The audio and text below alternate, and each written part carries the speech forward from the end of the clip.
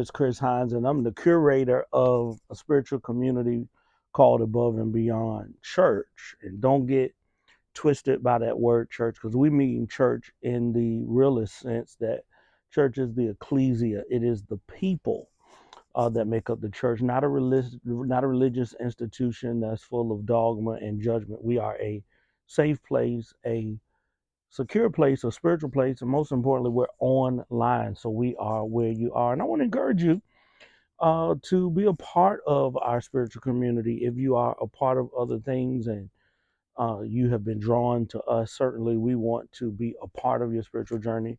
But if you are never really been led in any spiritual capacity, trust me, we are a safe place. And I want to encourage you to be a part by just simply texting the words above and beyond to 1-833-489-7101. Again, that's texting the words above and beyond or above beyond to 1-833-489-7101. I want to just kind of take a few moments, 5 or 6 minutes at the most, hopefully, and just kind of share with you what I think is one of the most important things about spiritual transformation. And when I say transformation, I'm talking about learning how to live from within as opposed to living from our five senses, our ability to taste, touch, feel, hear, smell. All those things are important, but they're physical in nature and they do not exemplify the totality of who we are as individuals. Actually, what I'm trying to tell you is what is seen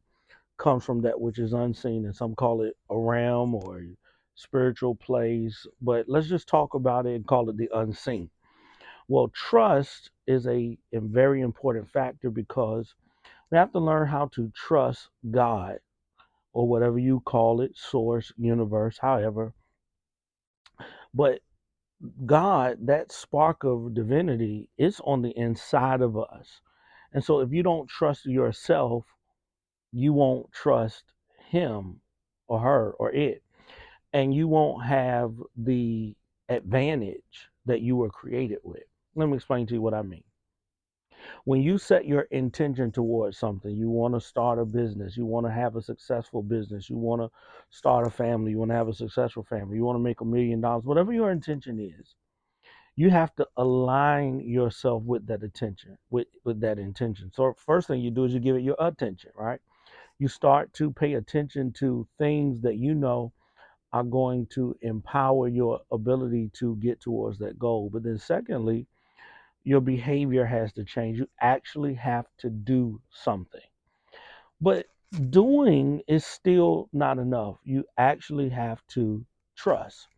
You have to trust that the intention that you have will come to pass. And then you have to trust that what you're doing towards that intention is bringing you closer to the manifestation of that goal, even if it doesn't feel like it, and certainly even if it doesn't look like it. See, what we've got to understand is life is designed to teach us what we don't know so that when we come into what we desire, we're not unprepared or uninformed. And so when you recognize that, then you recognize that nothing actually happens to you, but everything happens for you. And when you begin to set your intention towards something and become resilient towards it, regardless of condition, regardless of opinion, regardless of what people think, regardless sometimes of even what you think, you know that that desire didn't just come out of nowhere. I don't want what I want just because I want it. I want it because the divine has put it in me to have. And if I want it, I can have it. And if I believe I can have it, quite actually, I already have it. But I have to trust that what I'm doing is moving me towards it. Recently, I've just been thinking about how to improve some things in my life. And all of a sudden, an idea came. It wasn't like something crazy, it wasn't like this once in a lifetime idea. It was just changing the time on something that I already do. And when I first thought about it, my first thoughts was to just kind of dismiss it because we have a tendency at times to blame what we don't have on what we're doing, right? It's the city, it's the people, it's the model, it's the this, it's the that. But the truth is, sometimes it's not any of that. Things happen as they are supposed to happen, right?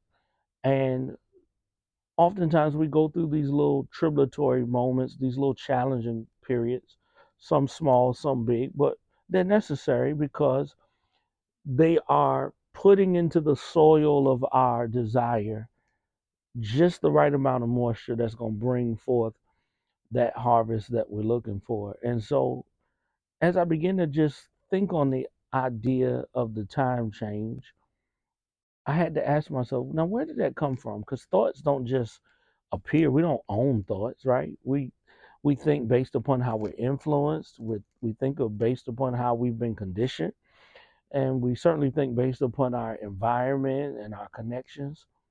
But we also think because of God, the creator of everything on the inside of us. When he wants to get something to us, most of the time it's coming through the form of a thought. And when I begin to embrace that thought with that kind of energy, that gratitude of, you know what, not let me do this because I think this is going to work, but more so, it's going to work because I thought it. Not that I'm some brilliant individual, but I'm aligned. I'm very clear on what I want. I'm very clear on what I want to do with the results. I'm very clear on what success for me looks like. It means a lot of success for a lot of other people. It's not selfish in my intention. So I can trust the thought. But I also don't want to impose an outcome on the idea. Well, when I do this, this is going to happen. No, just do that and accept what comes with it and accept ultimately that what's coming with it is causing you to be transformed into who you always was supposed to be. See, people will get on here and perhaps you've heard them tell you, all you got to do is this and you'll get $1 million. All you got to do is this and you'll get the Rolls Royce. All you got to do is this and you'll get a house. No, that may be true to some degree, but all of us are on a journey. And the key is trust. Scripture says, I'm uh, big on the Bible. I don't agree with everything in it, but I do believe that amongst other texts is something that the divine God has left us for us to be able to walk through life and to get through life, not just thriving but surviving. It says trust in the Lord, trust in that divinity with all of your heart. In other words, trust with your heart the thing that's in your heart that's leading your heart, right? Well, how do I know how to do that? Well, it says the way to do that is don't lean to your own understanding. Usually the thing that feels foolish at first, it sounds like it's dumb, it's stupid. Why in the world would I do something like that? Well, because what's foolish to you is exactly what your future is calling you to do. If this resonated with you, if this helped you in any way, I need you to do me a couple things. First thing, just give me a like and subscribe. I have a goal to build this community. I'm looking to build this community with not a bunch of quantity, but quality. And we've got a lot of exciting things that we plan on doing, a weekly teaching and an opportunity for us to be able to just connect with one another is online. So your only commitment is to a computer or a cell phone. And of course, you want to live your life the best that you possibly can. But that's all I want to do.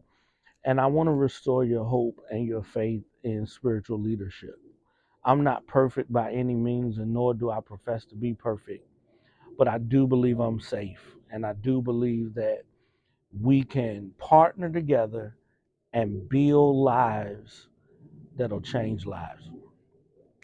Not only that, text above and beyond the 1-833-489-7101. Remember, you weren't made to just go, you were made to go beyond. Until next time.